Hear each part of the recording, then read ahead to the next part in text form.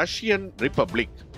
1917ஆம் ஆண்டு செப்டம்பர் 14ஆம் நாள் ரஷ்ய பேரரசு முற்றிலுமாக முடிவடைந்து அதிகாரப்பூர்வமாக ரஷ்ய குடியரசு உருவானது. 20ஆம் நூற்றாண்டின் தொடக்கத்தில் ரஷ்யாவின் பொருளாதாரம் பெரும்பாலும் விவசாயத்தை சார்ந்ததாகவே இருந்தது.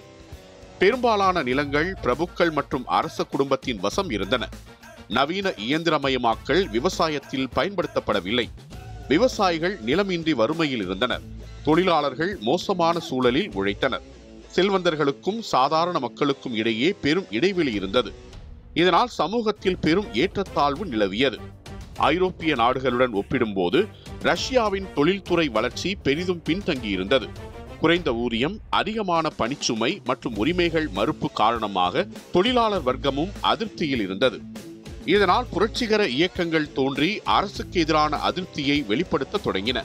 1914இல் ரஷ்யா முதலாம் உலகப் போரில் நுழைந்தது. இந்த போரில் ரஷ்யாவுக்கு பெரும் இழப்புகள் ஏற்பட்டன.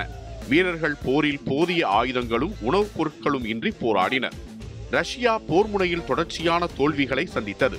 ஜார் மன்னர் 2ஆம் நிக்கோலஸ் போரை நேரடியாக கையாண்ட விதம் மக்களிடையே கடும் அதிருப்தியை ஏற்படுத்தியது. அவரது ஆட்சி நிர்வாகத்தில் பெரும் குழப்பம் நிலவியது. 1917 பிப்ரவரியில் தற்போது செயின்ட் பீட்டர்ஸ்பர்க் என்று அழைக்கப்படும் அப்போதைய பெட்ரோகிராட் நகரில் உள்ள தொழிலாளர்கள் உணவு பற்றாக்குறை காரணமாக போராட்டத்தில் ஈடுபட்டனர். இராணுவ வீரர்களும் அவர்களுடன் இணைந்து கொண்டனர். இது மன்னராட்சிக்கு ஒரு பெரும் சவாலாக மாறியது.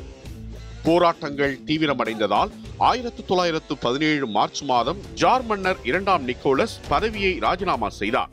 இதன் மூலமாக சுமார் 300 ஆண்டுகள் ஆட்சி செய்த ரோமானோ வம்சம் வீழ்ந்தது. மன்னர் பதவி விலகிய பிறகு டுமா உறுப்பினர்கள் தலைமையில் இடைக்கால அரசு அமைக்கப்பட்டது. இந்த அரசாங்கம் பேரரசுக்கு பதிலாக ரஷ்ய குடியரசு உருவாக்கப்பட்டதாக அறிவித்தது. இதுவே ரஷ்ய வரலாற்றில் முதல் முறையாக குடியரசு என்ற அரசியல் அமைப்பு உருவான தருணமாக வரலாற்றில் இடம்பெற்றது. ஆனால் அரசியல் பலவீனங்கள் காரணமாக அது நீடிக்கவில்லை.